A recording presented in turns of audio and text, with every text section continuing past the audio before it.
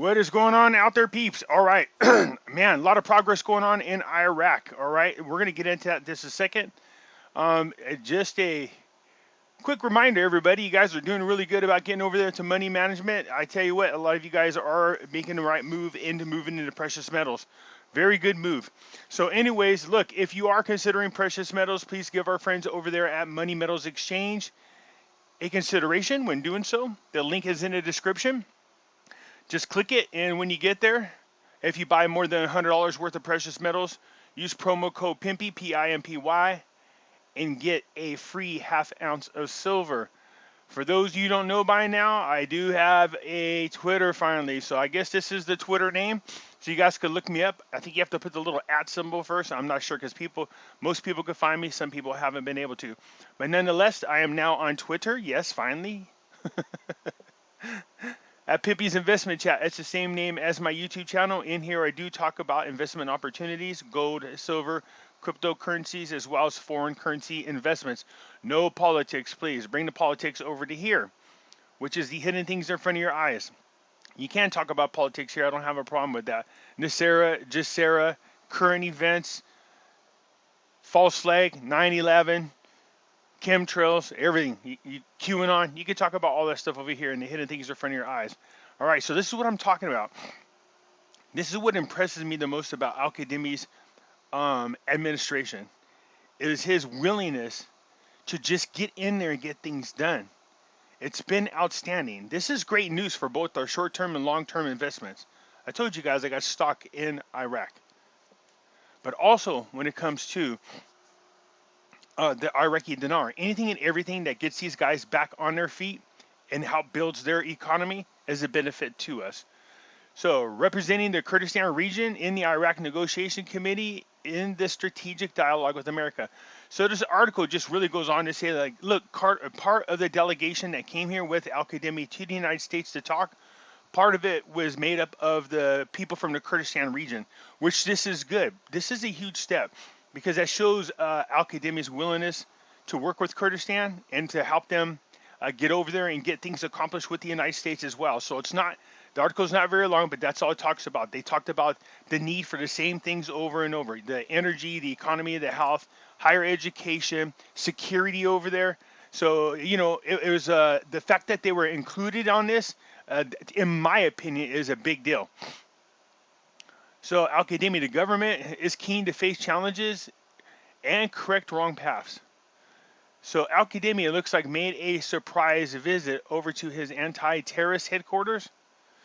And, you know, did an inspection. It was very impressive to him. But he was letting him know that he really appreciates him. Because what's happening is the citizens are not just going to this anti-terrorist area or group or agency, I should say. They're not just going to them to report terrorist situations. They're also turning to them for police issues. And I don't mean like issues with the police, but I mean like policing issues. You know what I mean? Because they trust them more than anybody else. And I think that says a lot about their anti-terrorist agency, that people don't even trust their own police, but would rather go talk to the counter-terrorist service, is who they are, about policing issues. You know what I mean? And they help them with local issues. So Al-Kazemi did recognize that and then let them know that he's very happy about them. But it also says a lot about the agency, that they're the ones that people trust the most. So that's what this article goes on to talk about.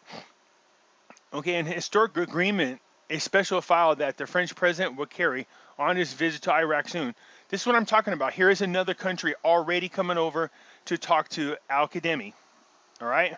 So we've seen him talk with United States, Britain, Jordanian, Egypt, France, Sweden. This guy is talking with everybody. It's the same thing, of course. Most of it is. You know what I mean? What they need to do to make sure that they, the coalition forces that are there with France, we know things they need to negotiate as far as their security is concerned. Other areas they could do, common business, the same thing, economy, electricity, housing, you know what I mean? All the same stuff. But I think it's really nice that he's in there and doing these types of things.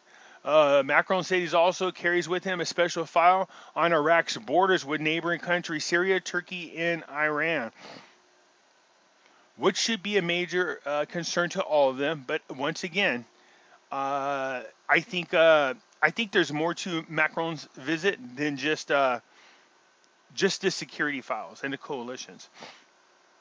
I'm pretty sure he's going over there to also take part in discussions about where it is that the Americans want to go in regards to this peace in the Middle East deal. So yeah, I have a feeling that's why you're seeing so many countries all around the area talking. This is a big deal. This is Trump brokering one of the biggest peace deals in history. You know what I mean? I don't know if he's able to pull it off, but if anybody's going to pull it off, I definitely feel it's going to be him. All right. So, anyways, Macron is coming over. They're going to talk about the same thing: electricity, schooling.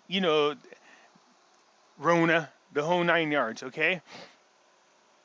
So the parliamentary economy calls for the presenting the 2021 budget to the parliament next month, including Kurdistan's resources and ports. Okay, so look, we know this deal has to get hammered out between Baghdad and Erbil. It has to get hammered out. In order for them to even move on to 2021 budget, these differences must be fixed first. So, and I read in their constitution that there has to be 3 readings within 100 days for the budget to get passed.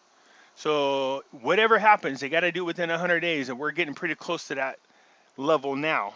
All right, so definitely want to see something moving on with. I think we're about there, man. They have to have it over here within the next couple of weeks, is right. So I'm curious to see what's going to get done here in the next couple of weeks. I would imagine that most of the budget is already complete. All we're waiting on is this agreement between Kurdistan, the Kurdish people, and the Iraqi government. All right, so we'll keep an eye on that. But look, the budget, they can't move forward on it until these two get hammer out this agreement. All right, so that's what this article is about. This article is long, and I do want to come back to it because it touches on the area that I think is awesome. So this talks about the international classification. Iraq is one of the upper middle income economies, so it's good. It's just saying that, hey, Iraq, between all the countries out there that they measure out, Iraq is up there as far as incomes for their families. But I want to get to the other article. It's way more important. So officially, Washington decides to reduce the number of its forces in Iraq. Yeah, Trump told you guys he was going to do this. He is bringing people home. He is trying to keep his promise. So the spokesperson for the U.S. Pentagon announced Saturday that the start of the reducing of numbers of American forces in Iraq, which would please both the Iranian-backed puppets in Parliament, and again, showing al-Kazemi could do what he needs to do to be the leader. The decision to reduce came after the progress made in the war against ISIS. Okay, so they're starting to reduce this. So what does this mean? Let me show you another good sign of that. Scroll down just a little bit here. The popular mobilization forces foiled an attempt by ISIS to attack Baghdad on Kirkuk Road. So look, this is the type of thing you want to see.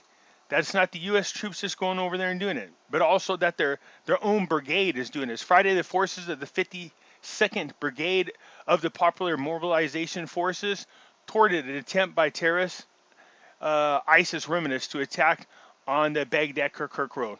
So this is what you want to see. As Americans, this is what you want to see. You want to see Iraq stand on their own. Okay, so that's one major step for them. That's awesome. But this article over here, in my opinion, is a biggie. So we told you that one of the things that the United Nations wants to see is that Iraq is doing something about corruption. We all know one of the most corrupt and high-profile people is Maliki. How he's still standing and running around free for now, I couldn't understand until I got to this article. So, look, al-Kazemi is being very strategic about this. He's laying the whammy down on corruption. And this is including a lot of people that were surrounded by Maliki, including Maliki's son-in-law. He didn't go after Maliki directly, only because people said in here, and as I read the article, it goes on to say that this kind of movement would be considered a declaration of war. All right, you got to understand that there's different types of tribes in there. I guess you want to call them tribes, or you have religions, Shiites, you know what I mean, and Muslims over there, and the Christians over there. So any type of direct investigation into Maliki would be considered some type of act of war within the tribes there. So, they won't do it. But make no doubt about it that this definitely has got to have Maliki concerned. So what Maliki had did was he by the way, he knows he's going to have to account for his actions, because in this article what he did is he took all his wealth and distributed amongst his family members just in case. But here's the thing, if this news article knows for a fact that he has distributed his wealth throughout his family, then you would go seize the assets of the family. And that's what they've done on some of these people. They've seized their assets. All right, so look, when it comes to corruptions, we know that the United Nations said you have to do something about it. Just because people were in high positions or they had former high positions, you can't avoid that. Just like we need to do here in the United States, hold some very corrupt people that were within the FBI accountable for their actions. Corrupt people that were within the CIA, we have to help them or hold them as accountable. We can't, and that includes the former administration. You can't just go, oh, he was the president, or, oh, they're part of the president's administration, or, oh, they're the FBI or CIA. This is exactly what Maliki, or not Maliki, but Al-Kazemi needs to do, and that is put all that aside. It doesn't make a difference about the position they held before. If you committed a crime, especially a crime where you are corruptly taking the money from the Iraqi people, you definitely need to be investigated, found guilty, and then, punished for it. So anyways, it goes on here to talks about, it's pretty long. You should come check this out because it goes on to talk about, the sneaky things that Maliki was doing to try to hide his money. But the people that are around him all had their assets frozen, and they're being investigated right now. But make no doubt about it, it's all going to lead back to Maliki, and he knows sooner or later he's going to be held accountable. So again, I don't know. This is definitely shots fired across the bow on this one. I think this puts Maliki on notice. So we'll see where this goes. But again, this is just another one of those things that I was saying that is impressive about Al-Kazemi is his ability to get in there and get things done and do the ugly, dirty work. So what have we seen a lot? What have we seen since Al-Kazemi's been in there? Well, we see him working with Kurdistan to try to get their issues settled. We're seeing him work with the United States to have them remove their sovereignty, definitely restored and without no doubt respected. We're seeing him work with his neighboring nations, Kuwait, Saudi Arabia, Iran even, you know what I mean? Working with them to try to get things ironed out. You see him working with other nations to help take part in this, Arab peace agreement. We're seeing him deal with other nations as far as trades, wants, and needs, memorandums of understanding. You're seeing him in here taking care of the terrorists. We're seeing him in here doing an investigation into the corrupt. Man, Al-Kazemi has been doing a phenomenal job, and he has not been in office that long. So if he's made this much progress in such a short period of time, you can only imagine what he's going to be able to get accomplished here with a little bit more time under his belt. All right, you guys, so that's what's going on in Iraq. A lot of news today. The articles are long, but it's easy just to sum them up for you. But again, Maliki, shots fired across the bow. Let's see what happens here, because that is a major move by Al-Kazemi's people. All right, that's it for now, you guys. If you liked the video, hit the thumbs up button. If you haven't subscribed yet, please do so, because when you do, it helps out the channel, and I surely do appreciate it, and I'll catch you later.